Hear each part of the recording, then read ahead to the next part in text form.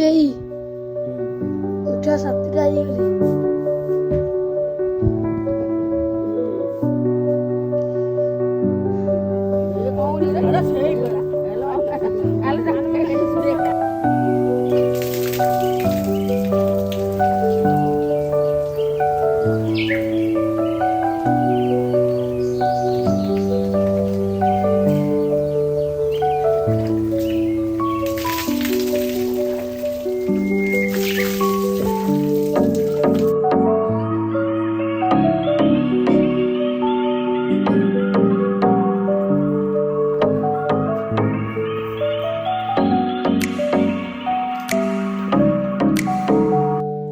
जय जगन्नाथ सांग मैंने नमस्कार मु विक्रम विकी भुवनेश्वर धौली सांग मैंने मोर नुआ ब्लॉग रे आपण मानकु स्वागत। सांग मैंने सकाळु उठी गाधा पाधा सारी खिया पिया भी सइलानी।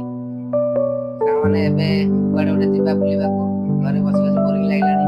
बाहर तो वर्षा पाग भी देइची, देखा जाऊ कोन होउची। चलम तो जिबा देखिया पाग केमते देइची। सांग मैंने वर्तमान मु बाहर को आसली। बाहरे एटा हम गां पानी पाग भी देइची केमते देखंतु मेघुआ पाग। तथापि जिबा देखिबा कोन होउची। गाडी बुलिकी आसीबा जोड़े भी जेबी आपन मो वीडियो माध्यम रे देखेबी। चलम जिबा छुआ मन सब स्कूल बाहरलणी। छुआ सब स्कूल बाहरलणी सब जे पिला मन सब स्कूल बाहरलणी।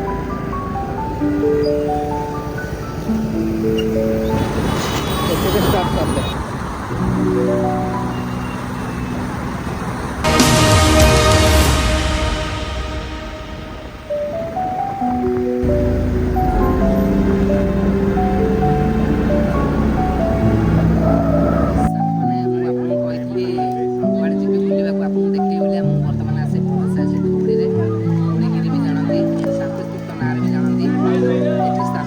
स्थापित करथिले मु आपनको कहिबी तांको ना अशोक सम्राट जे राजा थिले से एठी स्थापित करछंती। तांको शत्रु मानक सहित युद्ध करिकरी तांको शत्रु को हरैकरी एठी निजे बौद्ध धर्म नेइकरी एठी शांति स्तूप को स्थापित करछंती।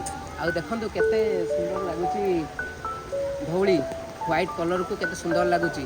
वर्षा होउची मेघुआ पाग देइची सेति लागि रिफ्लेक्टिंग टा टिके कम अछि। खरा होउथिले आहुरी बहुत रिफ्लेक्टिंग हेई थांता सुंदर लागि थांता। आपण माने आसंतु निजे भी देखिगिर जांतु एठी केते सुंदर लागुची। ए धौली एरिया केते सुंदर लागुची। वर्षा भी हेलानी वर्षा ही पकोउची केते लोक भी तथापि भी देखंतु केते सुंदर जगह। आ ऊपर को आसिकरी भी बुली परिबे। केते आर्ट हेची देखंतु केते आर्ट हेची देखंतु। आपण माने आसिकरी एठी बुली परिबे केते प्रकार आर्ट हेची देखंतु केते सुंदर आर्ट हेची।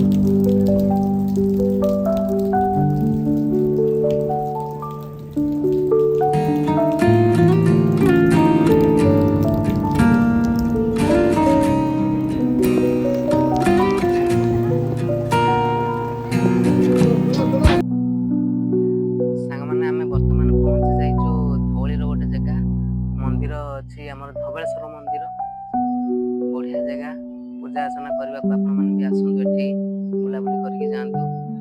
आसतु मु चारिपटे आपन को बुलिकी देखि दूची। एठी भोग भी किनि परिबे भोग दुकान अछि। मंदिर को लागी कि भोग दुकान अछि भोग भी किनि परिबे। चारिपटे देखंतु चारिपटे पूजा पाउछंती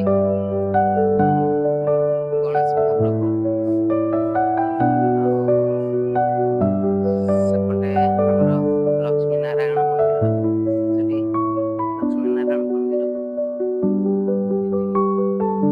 आसी वर्तमान पहुंच जाइए धौली आ गोटे जगह रहस्यमय जगह आपण मानक मु देखैबाकू चाहूची। देखंतु ए हला नदी आर ना हला दया नदी। अशोक सम्राट जे राजा थिले से नदी रे से ही शत्रु मानक संहार करथिले। शत्रु मानक सहित युद्ध करथिले। शत्रु मानक हरैकरी एठी निजे ही बौद्ध धर्म नेइकरी शांति स्तूप एठी स्थापित करथिले। ए नदीटा पूरा रक्तरे पूरा भासुला खाली रक्त पानी होता खाली नदीटा आ बहुत भयानक से युद्ध आम तो से जाणीनु हिस्ट्री खाली जहाँ शुणीचु खाली आपण मान आउ गोटे जगह पहुँच जाइए तार ना है जापान कोठा ये खाली संध्या 6टार खोला होची संध्या 6टार खोला हो घंटाटा पाइका आपण मैंने ये आसिक भी जापान कोठा बुली पारे देखो केते सुंदर जगह।